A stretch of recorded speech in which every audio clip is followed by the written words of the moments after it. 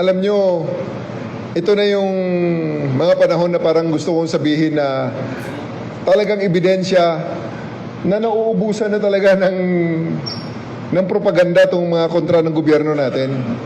Itong mga, alam nyo na, yung mga leanings ay nasa kabila. Diretsuhin na natin yung mga DDS. Nauubusan na siguro talaga sila ng bala na mga malalaking kontrobersya na mga insidente. Kaya yan, 2022 pa nangyari yan eh. Hinuhukay, literal na hinukay sa baul para palabasin lang na para bang bago. Kasi wala na silang nakitang masama ngayon na kasing sama nung panahon nila. Yan ang long and short of it. Matagal na nalinlang ang Pilipino dyan. Hanggang ngayon, lilinlangin pa rin ang Pilipino. Pasensya sila. Their word against the word of the internet.